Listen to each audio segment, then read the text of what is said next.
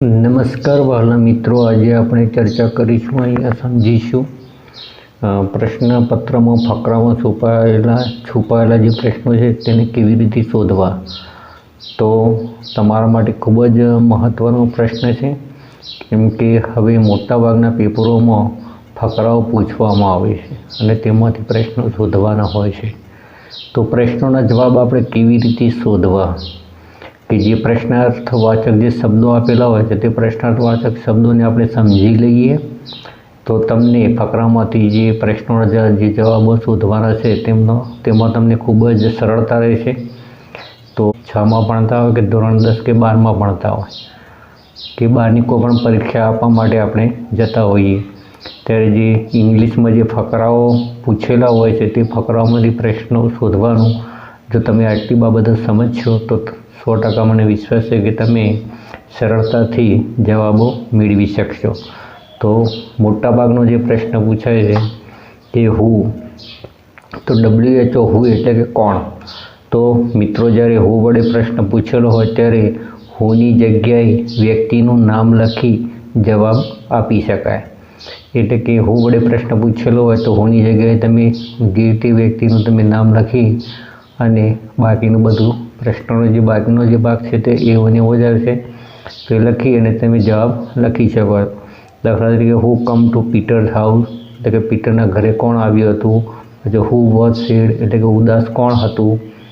તો આવા મિત્રો જે પ્રશ્ન પૂછાય WHO વડે પ્રશ્ન પૂછેલો હોય તો તમારે ફકરામાંથી જે તે જે ક્રિયા હોય તેના સંદર્ભમાં જે વાક્યમાં જે પ્રશ્ન હોય એના સંદર્ભમાં તે માટેની વ્યક્તિ જવાબદાર હોય તેનું નામ શોધવાનો પ્રયત્ન કરવાનો અને તે જવાબ તરીકે લખી દેવાનો. પછી છે વોટ એટલે શું. તો ફકરામાં જ્યારે વોટ વડે પ્રશ્ન પૂછવામાં આવે ત્યારે વસ્તુનું નામ કે જે તે વ્યક્તિનો વ્યવસાય, કામ કે ધંધો જવાબ તરીકે લખી શકાય. જ્યારે વોટ વડે પ્રશ્ન પૂછેલો હોય ત્યારે વ્યક્તિનો વ્યવસાય કે એટલે કે તેનું કામ એટલે કે ધંધો આપણે જવાબ તરીકે મોટે ભાગે લખીએ છીએ. What was there in third box. તો અહીંયા દેખો, અહીંયા શું છે કે what was there in third box એટલે કે ત્રીજા બોક્સમાં શું છે તો એ વસ્તુનું નામ લખી શકાય એટલે કે શું છે. તો વોટ ડીડ રાધા વાન્ટ, રાધાને શું જોઈતું હતું, બરાબર. તો અહીંયા વસ્તુનું નામ, વ્યક્તિનો વ્યવસાય હોય, ધંધો હોય કે કોઈ પણ વસ્તુ હોય તો એ જવાબમાં આપણે લખી શકીએ. એટલે કે વોટ વડે જ્યારે પ્રશ્ન પૂછેલો હોય ત્યારે આપણે વસ્તુ જે તે વસ્તુનું નામ લખી શકીએ. પછી વેર એટલે ક્યાં. તો ફકરામાં વેર વડે પ્રશ્ન પૂછેલો હોય ત્યારે જે તે જગ્યાનું નામ જવાબ તરીકે લખી શકાય. તો એટલે કે જવાબમાં સ્થળ આવશે. તો આપણે વેર વડે પ્રશ્ન પૂછેલો હોય તો એનો જવાબ શેમાં આવશે? સ્થળના સંદર્ભમાં જવાબ લખીએ છીએ. દાખલા તરીકે where did Peter eat pizza એટલે કે પીટરે પીઝા ક્યાં ખાધા હતા. પછી where did the king reach, તો એ આપણે સ્થળનું નામ જણાવવું પડે. તો વેર વડે જ્યારે પ્રશ્ન પૂછેલો હોય ત્યારે આપણે સ્થળનું નામ જણાવવું પડે છે. તેવી જ રીતે 4 નંબરમાં છે કે વેન એટલે કે ક્યારે. તો વાક્યમાં જ્યારે વેન વડે પ્રશ્ન પૂછેલો હોય ત્યારે સમય જવાબ તરીકે લખાય છે. સમય તરીકે આપણે જવાબ લખીએ છીએ. દાખલા તરીકે તમે ક્યારે ગયા હતા, તો સવારે ગયા હતા, સાંજે ગયા હતા, કેટલા વાગે ગયા હતા. તો બધા જે સમયના સંદર્ભમાં જે સમય સૂચક જે શબ્દો વપરાય છે તેના આધારે આપણે વેનનો જવાબ આપી શકીએ. તો in the evening, on Saturday, next week એટલે કે આવતા અઠવાડિયે, ઓન સેટરડે એટલે કે શનિવારે, ઇન ધ ઇવનિંગ એટલે કે સાંજના સમયે, ટુમોરો એટલે કે આવતીકાલે, યસ્ટરડે એટલે કે ગઈકાલે, 4 AM એટલે કે 4 વાગે. એટલે કે સમય તરીકે આવા શબ્દો આવી શકે જે સમયના સંદર્ભમાં છે. તો આવા સમયના સમયસૂચક શબ્દો વડે આપણે જવાબ પારખી શકીએ, ઓળખી શકીએ. તો when did Peter eat sandwich એટલે કે પીટરે સેન્ડવિચ ક્યારે ખાધા હતા. પછી when is the letter return એટલે કે પત્ર ક્યારે લખવામાં આવેલો છે. તો એ તારીખના સંદર્ભમાં આપણે જવાબ લખી શકીએ. અહીંયા સમયના સંદર્ભમાં કે સાંજે ખાતા હતા કે રાત્રે ખાતા હતા એના સંદર્ભમાં આપણે જવાબ લખી શકીએ. પછી નંબર 5 છે હુજ એટલે કે કોનું. તો ફકરામાં જ્યારે હુજ વડે પ્રશ્ન પૂછવામાં આવ્યો હોય ત્યારે વસ્તુના માલિકનું નામ જવાબમાં આવે છે. એટલે કે હુજ વડે પ્રશ્ન પૂછેલો હોય તો જે વસ્તુનો જે માલિક છે એનો જવાબ તરીકે આપણે લખીએ છીએ. મોટે ભાગે આ પ્રશ્ન ઓછા પૂછાય છે. તો હુજ પેન ઇઝ ધીસ, આ પેન કોની છે? હુજ બાઇસિકલ ઇઝ ધીસ, એટલે કે બાઇસિકલ કોનું છે? તો મિત્રો હુજનો અર્થ તમારે યાદ રાખવાનો છે કે હુજ એટલે કે કોનું. તો એ વ્યક્તિની માલિકી દર્શાવવામાં આવે છે. પછી વાય એટલે કે શા માટે, કેમ. તો મિત્રો જ્યારે ફકરામાં વાય વડે પ્રશ્ન પૂછવામાં આવેલો હોય ત્યારે જવાબમાં કારણ જવાબ તરીકે લખવામાં આવે છે. એટલે કે મોટાભાગના ફકરામાં વાયનો જવાબ બીકોથી શરૂ થાય છે અને પછી કારણ લખવામાં આવે છે. એટલે કે વાય વડે પ્રશ્ન પૂછેલો હોય ત્યારે ફકરામાં બીકોથી શરૂ કરેલો જવાબ હશે મિત્રો મોટે ભાગે. તો વાય એટલે કે કારણ, એટલે કે રીઝન જણાવવામાં આવે છે. Why are you late today, આજે તમે કેમ મોડા પડ્યા.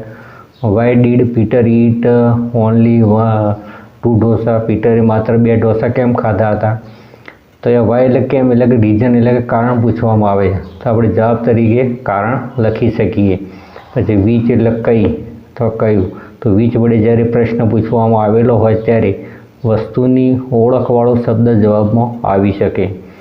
તો દાખલા તરીકે which word in the passage means certainly, એટલે કે આ ફકરાના સંદર્ભમાં સર્ટેનલી નો અર્થ શું આપેલો છે. પછી which word in the passage means checked, એટલે કે તપાસ્યું.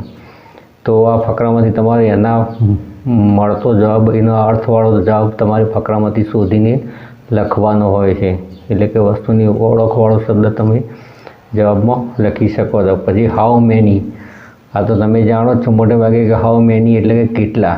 તો કાઉન્ટેબલ એટલે કે ગણી શકાય તેવી વસ્તુઓના સંદર્ભમાં વપરાય છે. જવાબમાં સંખ્યા જણાવવામાં આવે છે. તો અહીંયા જે ગણી શકાય તેવી વસ્તુ માટે હાઉ મેની વપરાય છે અને આપણે જવાબમાં શું લખીએ છીએ? સંખ્યા લખીએ છીએ. દાખલા તરીકે how many dosa did Peter eat, એટલે કે પીટરે કેટલા ઢોસા ખાધા હતા. પછી how many mangoes are there in the basket, એટલે કે ટોપલીમાં કેટલી કેરીઓ છે.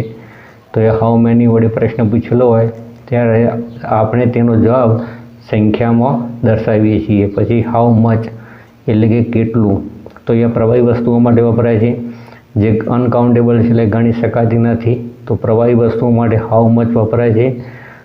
જે જથ્થામાં મિત્રો અધૂરું વાક્ય આપેલું હોય ત્યારે છેલ્લા શબ્દોને ધ્યાનમાં રાખીને ફકરામાંથી પ્રશ્નનો જવાબ શોધી શકાય. એટલે કે જ્યારે કોઈ અધૂરું વાક્ય આપેલું અને પાછળ ટપકા કરેલા હોય તો છેલ્લે જે શબ્દો હોય ટપકા પહેલાં એ શબ્દોને તમારે ધ્યાનમાં રાખી અને પ્રશ્નનો જવાબ ફકરામાંથી શોધવા માટેનો પ્રયત્ન કરવાનો. પછી પ્રશ્નમાં વપરાયેલા શબ્દોના આધારે પણ જવાબ શોધી શકાય. કેટલી વાર મિત્રો જે પ્રશ્ન પૂછેલો હોય તેમાં જે વાપરેલા શબ્દો હોય એ શબ્દો જવાબમાં પણ વાપરેલા હશે.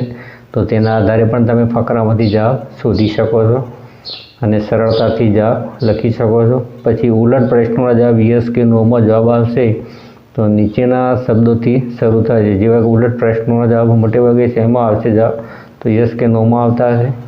તો આવા જે શબ્દો છે તે do, does, did, is, am, are, was, were, shall, will, પછી have, has, had, should, must, can, may, could અને વુડ. તો આ શબ્દો પ્રશ્નની શરૂઆતમાં વાપરેલા હોય ત્યારે મોટે ભાગે તેના જે જવાબો છે તે યસ કે નોમાં આવતા હશે. તો આવા ઉલટ પ્રશ્નનો જવાબ યસ કે નોમાં આપવા માટેનો પ્રયત્ન કરવાનો.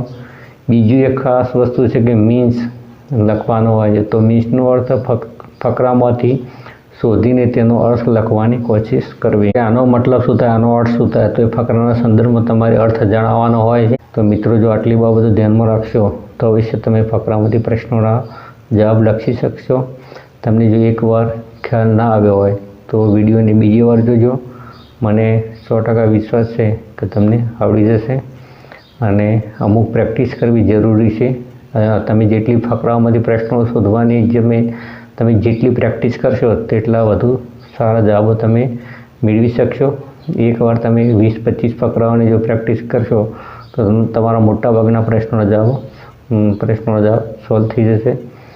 અને અમારા જો ગ્રામરના વિડીયોના સોલ્યુશન, ગ્રામરને લગતા જે વિડીયો છે એના સોલ્યુશન તમને ગમે તો લાઈક, કોમેન્ટ અને શેર કરજો. તેમજ ચેનલને સબસ્ક્રાઈબ કરવાનું ભૂલતા નહીં. Thank you so much.